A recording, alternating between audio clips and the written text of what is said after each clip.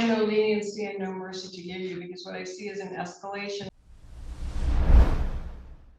So sometimes the weight of what goes down in a courtroom is so heavy we can almost feel it right through the screen, and that's the case today. This defendant in front of Judge Aquilina is there because he carried a firearm illegally into a nightclub, did some bad stuff, and somebody died. You're going to hear from the victim's family with their impact statements. You're going to hear some very terse words from Judge Aquilina, and let's just say that her sentencing that she hands down does not exactly align with what the defendant had asked for or had hoped for. So give it a look and then let me know in the comments what you think about this situation and whether or not justice was done. I'd love to hear your thoughts. My name is Dan. This creature right here is Ellie. This is the Courtroom Files. Hey, good morning, Your Honor. Alan Crawford, appearing on behalf of Mr. Adrien Wilkerson.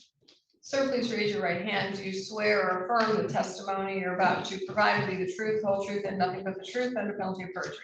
Yes, Your Honor. Thank you. And put your hand down. Counsel, could you swap places with him, please? Thank you.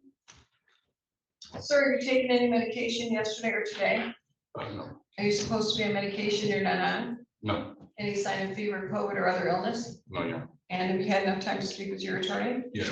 Have you reviewed the pre-sentence investigation report? Yes, Your Honor. On behalf of the people, any corrections, additions, deletions? Your Honor, we would have a correction to the face page, I believe, that Mr. Crawford is retained. That is correct, Your Honor. All right, I'm changing appointed to retained on the cover page, and then is it correct on the basic information sheet? I'm looking. Yeah, it says appointed and making that retained. And then let me look under evaluation plan.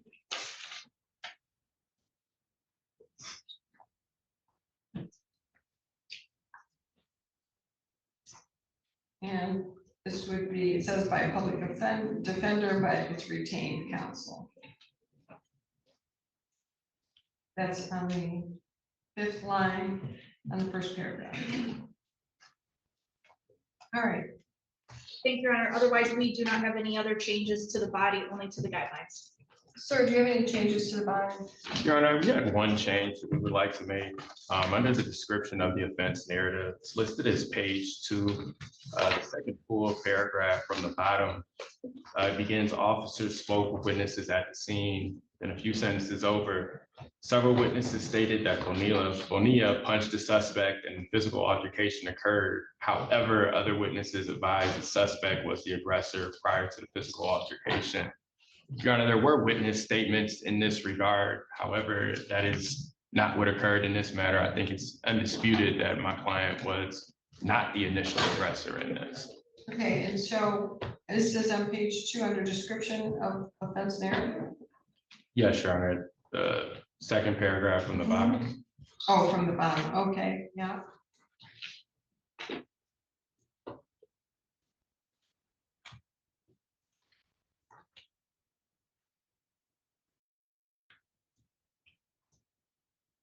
On behalf of the people. Your Honor, I believe the defense counsel's statement indicates that there actually were witnesses that advised that the suspect was the aggressor prior to the physical altercation. If the court would like, we could indicate that other witnesses disagreed.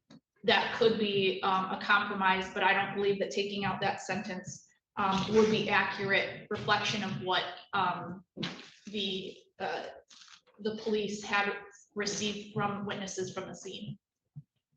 How about I say other witnesses and defendant disagree? That's fine, Your Honor.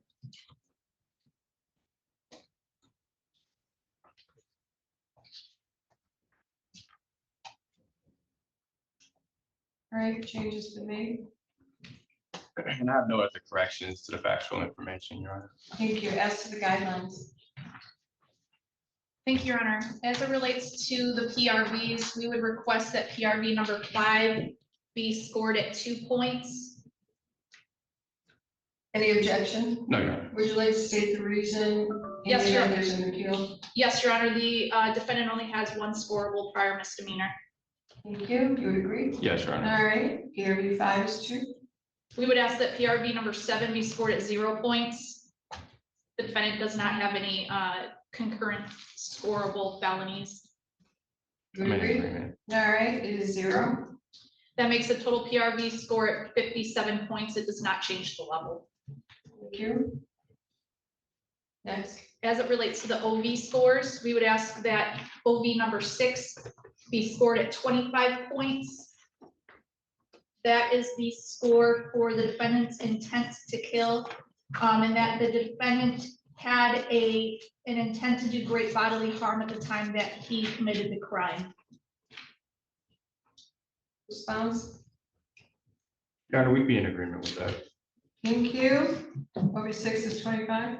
Thank you. And then we would ask that OV number 12 be changed to 5 points. And that score is in relation to the that counts 2 contemporaneous felonious criminal acts involving other crimes that were committed, and those counts being dismissed in exchange for the plea. That's correct, Your Honor. Over 12 is 5. That changes the total OV score to 145 points. It does not change the level. Range does not change. Do you have any corrections? No, Your Honor. All right, let me change basic information sheet to reflect the changes.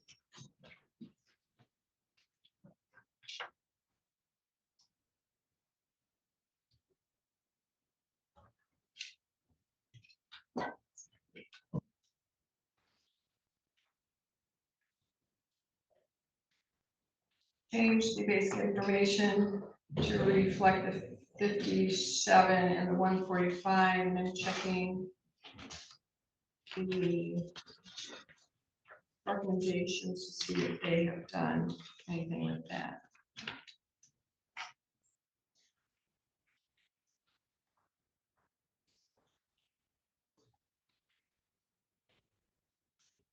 Doesn't look like those are mentioned anywhere that I'm finding, so. Oh, yes. So.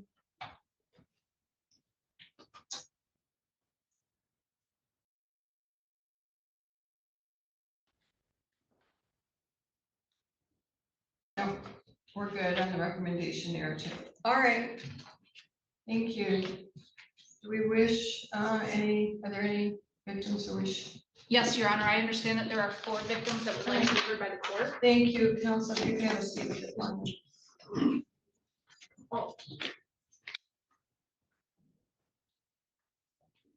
Thank you. We would have, there are 3 now, Your Honor. Aggressor would like to. Yes. Would you like to some of the Being here, please raise your right hand. Do you swear or affirm the testimony you're about to provide for the truth, whole truth, and nothing but the truth on the penalty of perjury? I do. Thank you. Put your hand down. Please state and spell your name for the record. First name is Magdalena, Magdalena. Last name is Bonilla, Bonilla. Appreciate you being here. Thank Take your time. I know you've got your phone there, so you're going to be reading something. Yes, I am. If you need a break, let me know. Take your time. Pretend you're reading to a 5-year-old so that we all get it all. It's important.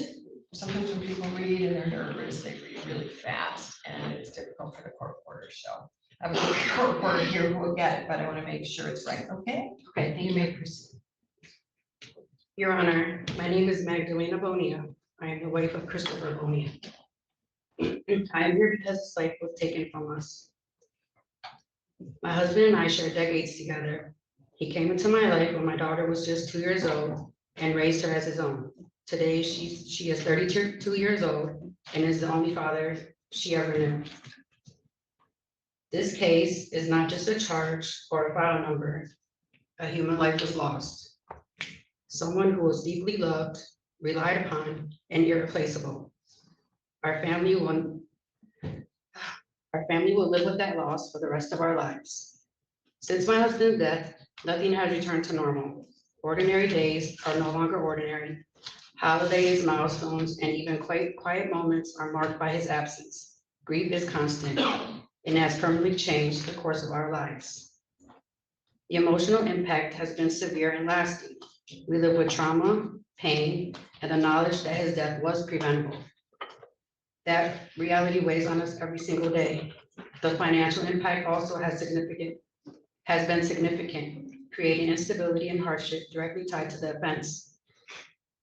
This loss did not just affect one person. It impacted an entire family across generations. My children lost their father. My grandchildren lost their grandfather. Our foundation as a family was shaken in a way no one can repair. Today, this court must impose a sentence, and I'm asking for firm accountability. This offense did not occur in isolation. The defendant's criminal history reflects a repeated disregard for the law and for the safety of others. Prior involvement with the justice system did not prevent this outcome. That pattern ultimately ended with the loss of a human life. Michigan sentencing principles require consideration of punishment, deterrence, and the protection of the public. When repeated criminal behavior escalates to fatal consequences, the sentence must reflect the seriousness of that harm and the need to prevent further danger to the community. Nothing this court does today will bring my husband back, but the sentence imposed today will speak for him in a way he no longer can. I am asking this court to make sure that his voice is clearly heard. Thank you for allowing me to speak, Your Honor. Man, you clearly spoke for him. He's standing with you. I know he's proud of you. Thank you. I also know that he is still with you, just in a different form. But you still hear him. And I'm so very sorry for your loss, but your strength is clear. Thank you. And as a family, I know you're gonna come through this. I also know it's going to affect you every single day, that trauma and pain isn't gonna go away. I've heard what you have to say, Thank you. and you should still be here. You should. But you're on him, and I thank you for your strength and being the voice, not just for him, but we have far too many victims. I have far too many families broken by gunshot. Thank you. Thank you. I appreciate you.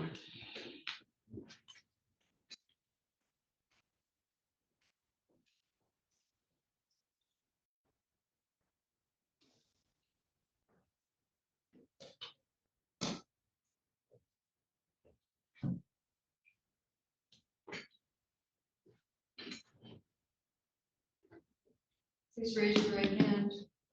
Do you swear or affirm the testimony you're about to provide will be the truth, whole truth, and nothing but the truth Yes, under penalty of perjury? yes, Your Honor. Thank you. You put your hand up. Please state and spell your name for the record. My name is Mari Salavonia, MariCellabonilla.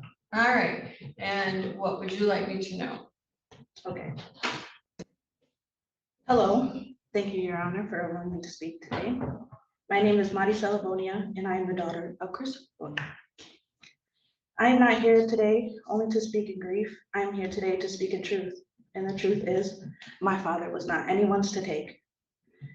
The truth about Christopher is that he was a kind man. If you have crossed his path in everyday life, he would have treated you with respect. In a world that was often turned its back on people, my dad showed compassion. The truth about me is that when I heard the news, I didn't cry at first. I listened for him. I made a promise that I would fight for him, that I would show up no matter how hard it was. I promised that I would never let him feel alone. My family and I were always his strength. We were the ones who stood beside him when life became heavy. This crime did not just take my dad's life, it changed every part of mine. There's not a day that goes by where I do not feel his absence in the quiet moments, in the milestones he will never get to see.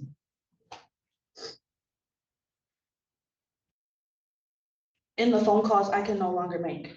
I carry grief, anger, and heartbreak all at once. But more than anything, I carry the love I have for my dad and the pain of losing him in a way that should never have happened. The person Christopher was, his kindness, his presence, his role in our family can never be replaced. Thank you, Your Honor. I ask that you consider the depth of the harm caused, not only to my dad, but to everyone who loved him and depended on him. Christopher Bonilla mattered, his life mattered, and the impact of his loss will stay with us forever. Thank you for allowing me to speak today. Well, you've honored your father, and I promise you, and I can't promise much, but I promise you he walks with you every day, and he is part of all of those things you want him to be part of. So just know that he's with you, you've honored him, you are his voice, and At some point, you'll be reunited, but I agree with you. You should not have been taken. I heard what you have to say, and I appreciate your strength, the strength that you all share, and that he was part of giving you. We've honored that. Thank you.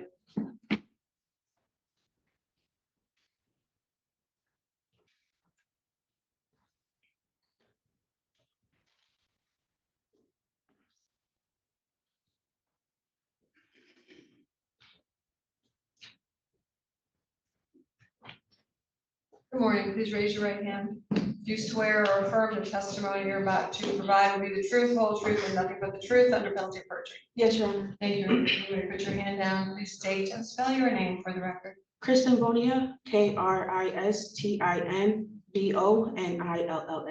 Thank you. What would you like me to know?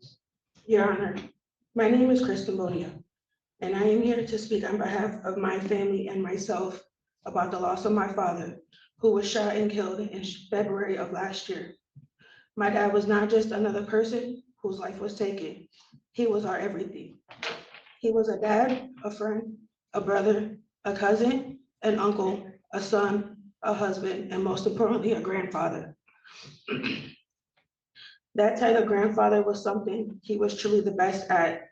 It brought out a side of him that not everyone got to see. To his grandchildren, he was gentle, playful, patient, and full of unconditional love. He adored them, and they adored him right back.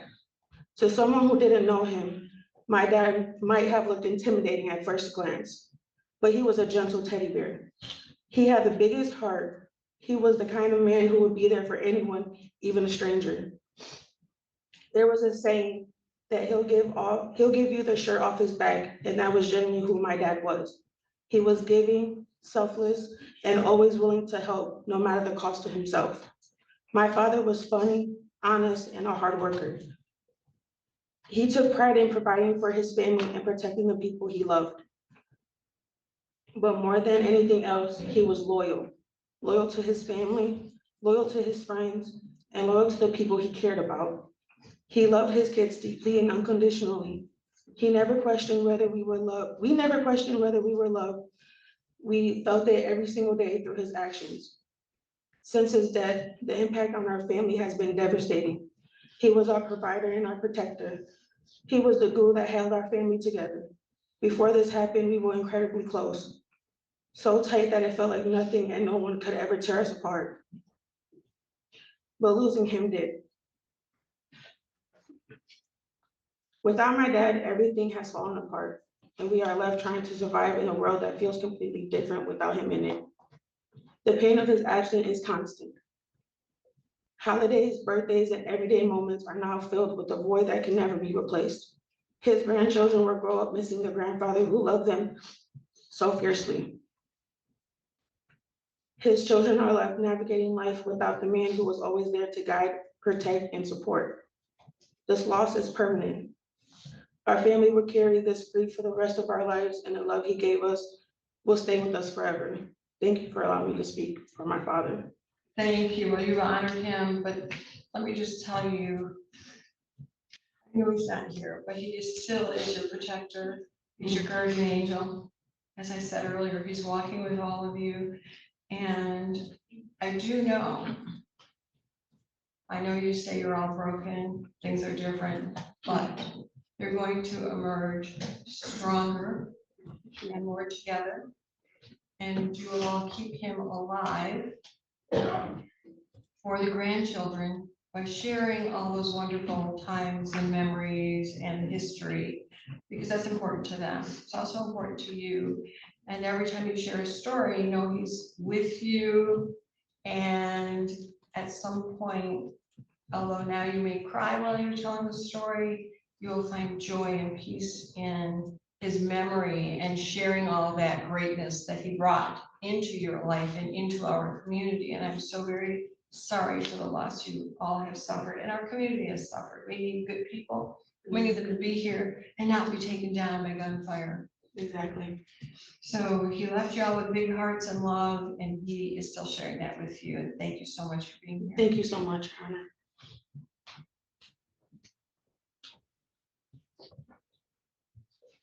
Counsel, is there restitution that is being sought? Your Honor, thankfully, the family did make an application to the Crime Victims Compensation Fund and they were given $8,000. We will be requesting restitution to the Crime Victims Compensation Fund in the amount of $8,000. And that is for funeral and related expenses, is that right? Yes, that's correct, Your Honor. All right, thank you. On behalf of the people, what would you like me to know? Yes, Your Honor. The defendant has a long history. It's a long violent history, as Your Honor has seen in the PSI. What I find very telling about this situation is on page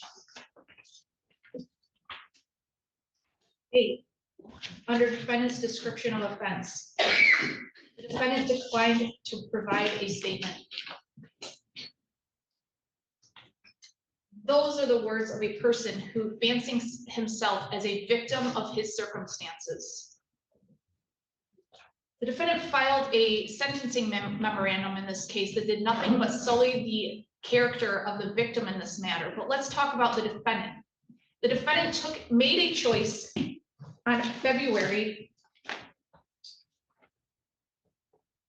16th, 2025, when he left his house with a gun he was not supposed to have because he was a felon, put that gun in his waistband, walked into a strip club, and decided to drink the night away.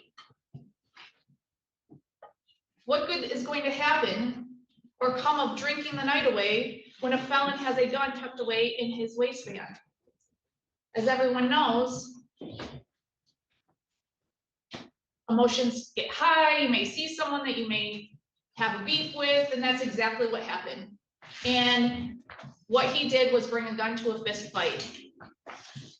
Instead of walking away, instead of learning what he learned in prison when he did his prison term for witness intimidation on a case he wasn't even involved in, for a murder where he beat up a witness from a first-degree murder case that he had nothing to do with, he pulled the gun out in a fist fight, and he shot Christopher Bonilla in the stomach. And instead of standing there and providing any type of assistance or calling the police or doing anything that he could, like an actual victim would have done, he picked up his gun that shot what seems to be rifle rounds, and he walked calmly out of the building, stuffing the pistol back into his waistband, got into a car and left the scene. And where, by chance, is that gun? Where has that gun ever gone? It's never been found. He never called the police. He never did anything to help the situation. That is not how a victim acts. Yet, this person who wants to fancy himself as a victim and sully the reputation of Christopher Bonilla in a sentencing memorandum doesn't want to make a statement on his own behalf. Very telling, Your Honor. We have a family that has lost their patriarch.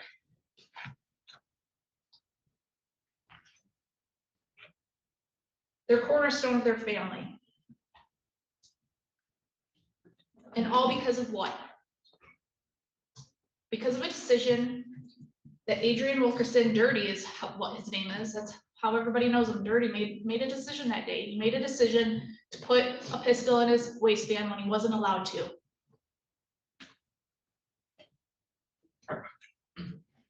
Things any grown adult should know better than to do than to walk into a strip club with a pistol in your waistband. So I would ask that Your Honor take those statements from the victim's family into account when you're forming your sentence in this case, because though this is a plea to a manslaughter and a felony firearm, I think those are huge issues that we have here, and I think that the defendant has to understand that that's not how normal people operate in our community. And I would ask that Your Honor follow the guidelines and sentence the defendant to 144 months to 360 months on count 7 and consecutive to the 24 months in count 6. Thank you.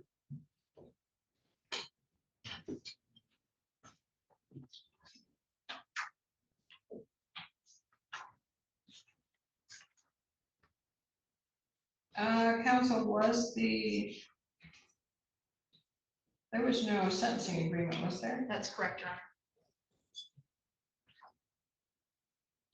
Honor.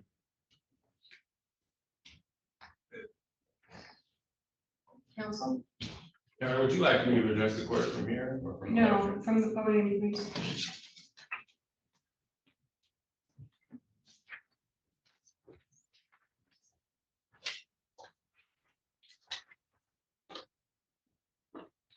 Your Honor, there's no denying that we're faced with a difficult decision in here in this matter and a difficult set of circumstances. We have a family that lost a loved one that they'll never be able to get back. And my client is going to be spending a significant amount of time in prison as a result of his actions. Now, the probation department and the prosecution has made a recommendation for 144 months in this matter for the manslaughter charge. We respectfully disagree with that recommendation, as we do feel that that ignores the facts of the case and the history and characteristics of my client as well, Your Honor. Now, I did file a sentencing memorandum and detailed a lot of what occurred in this matter, and I think that it's undisputed as to what happened during this incident, Your Honor. My client is at a bar or a nightclub, and while there, he's sucker punched. And then he's attacked by multiple people from multiple angles. There was no one coming to his defense. Security at the club was not coming to break this fight up. And yes, my client is a felon, and he was wrong, and he had a firearm. It was illegal for him to do that. And in the midst of this attack, he shot and killed Christopher Bonilla, Your Honor. It's on video. We can't run from those facts. We can't hide from it. That is what happened on this night. But I think it's important because when my client left from home, he never in his mind envisioned what was going to be happening this night. He never thought that he'd be using his firearm. He never thought that he would be attacked and sucker punched in the club. And he didn't know that there was someone who was holding a vendetta against him. Your Honor, for the last several years, my client has been living his life the right way. He removed himself from negative influences and the street lifestyle. Mr. Wilkerson he successfully did what we want all prior offenders to do. He reformed. How did he reform, counsel, when he violated the law where he couldn't have a weapon?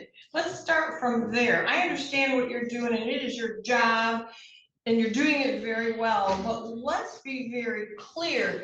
His reformation included violating the law by carrying a weapon into a bar. And for that, Your Honor, he is wrong. He had a firearm. He wasn't supposed to have one. But when we focus on the other aspects of his life, this is someone who had no education, who took it upon himself to go out and earn a general education degree.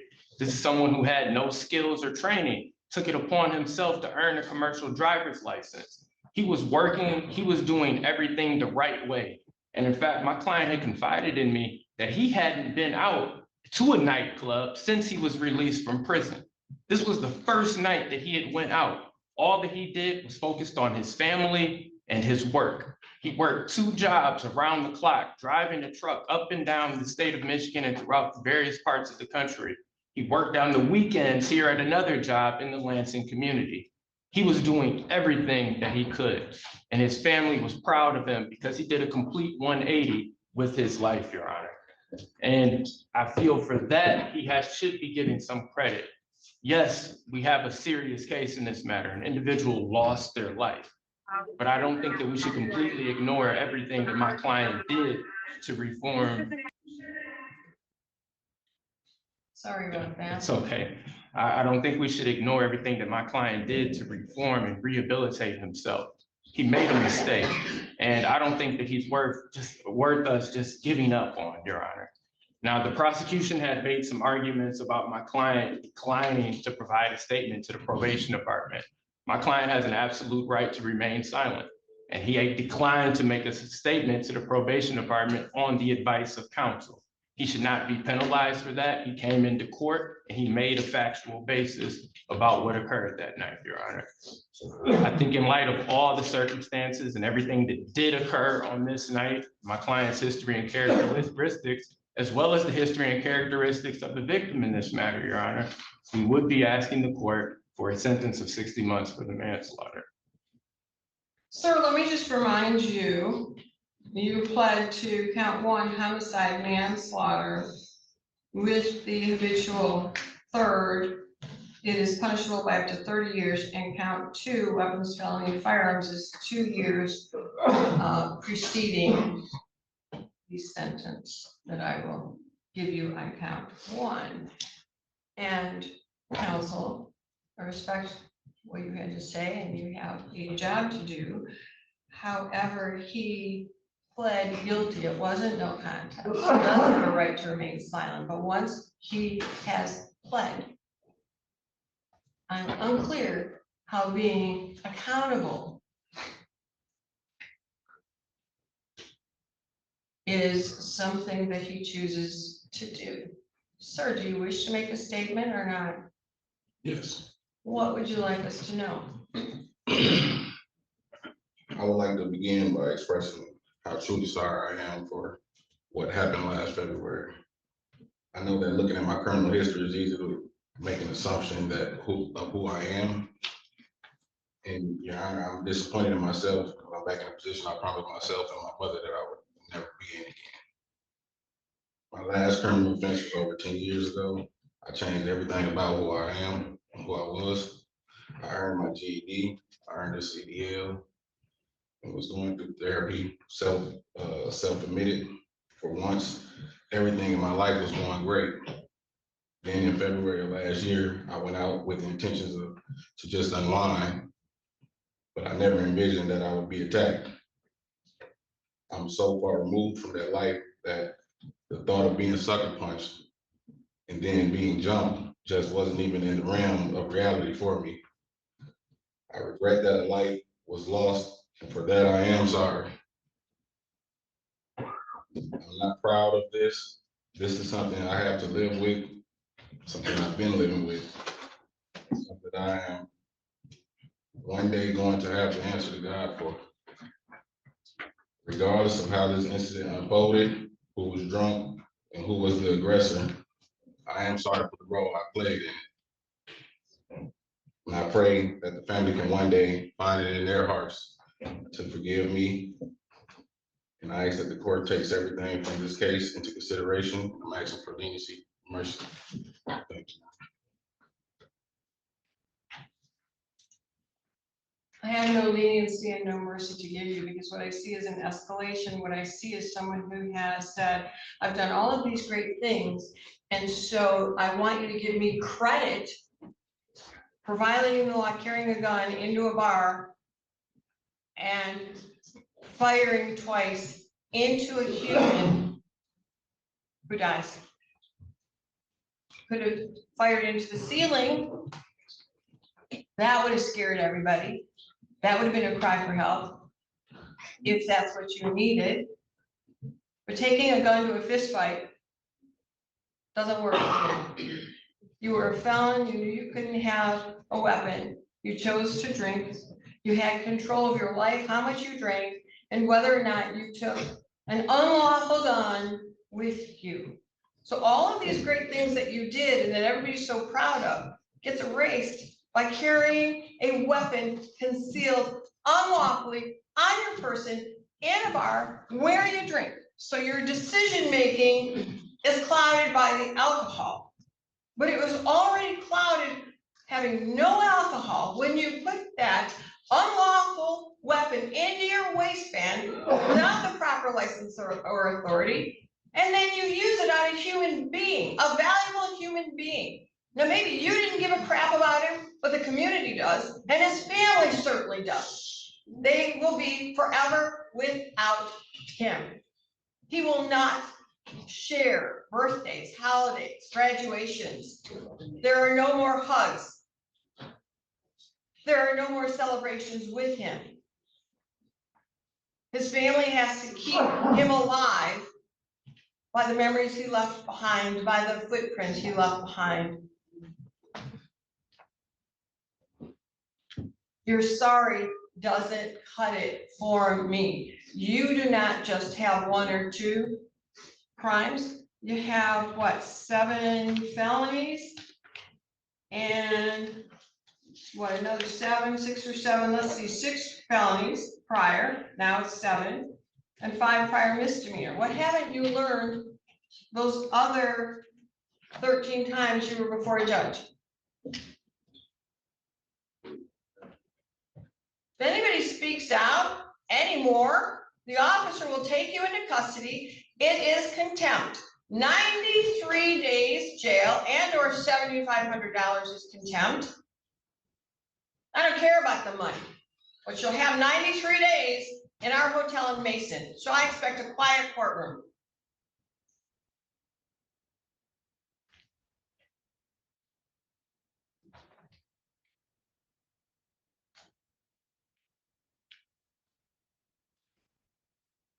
I don't know where your counseling went wrong. I don't know where all these good deeds went wrong, but they didn't go far enough. You need some significant time behind bars so that when you are out, the rest of us can be assured that maybe you learned your lesson and you can keep us all safe. There's a man who will not be able to have conversations with his family. You'll be behind bars, but you can still see your family and they can send you pictures and they can come visit you. Unlike the man who was loved that you took down.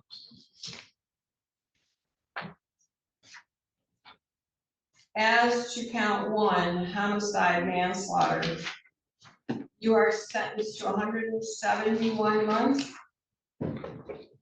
to 360 months. 0 credit days. You will pay private assessment, the amount of $130 and a $68 state cost. As to count 2, weapons, felony, firearms, you will serve 24 months with credit for 402 days that you've already served. That time will be served consecutive with and preceding count 1, which technically is count 6. And count 7. I think we need to change that on the cover page.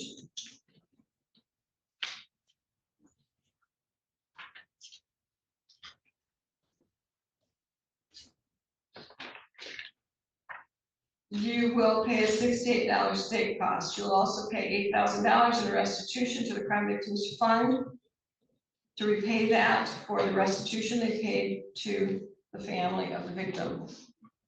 The restitution will be paid first, and the crime victims assessment and the state costs will be held in abeyance until he's released.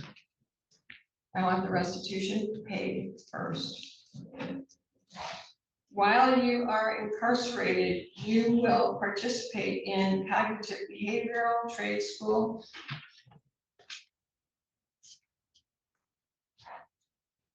Anything else you would like him to participate in? No, Your Honor. All right, I'm sure the Department of Corrections will have other programming for you, sir. I believe that this punishment, given the circumstances, the escalation, and the thoughtlessness that went into bringing a gun, an illegal gun, into a bar, being drunk and firing it against a punch or 2 or 3. I believe this punishment is sufficient and proportional. It speaks to the necessary continued rehabilitation of defendant. Hopefully it deters others and protects society. There are far too many illegal weapons and people who decide they want to be all powerful and excuse their actions away by carrying a gun. You have 42 days to appeal and to request appellate counsel. Please give him his appellate rights. The form should be right in front of you, sir. Is there anything else on behalf of the people? No, thank you. No, Your Honor. Thank you. Sir, that's the form you use if you would like to appeal.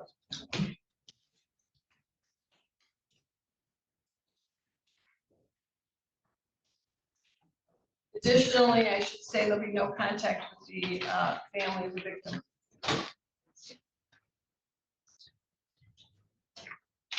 You understand that, sir? Yes, Your Honor.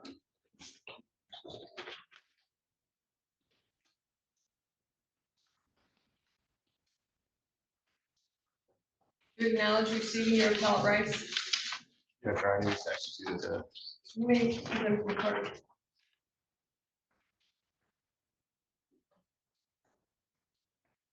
Thank you. That is all for this record. Thank you.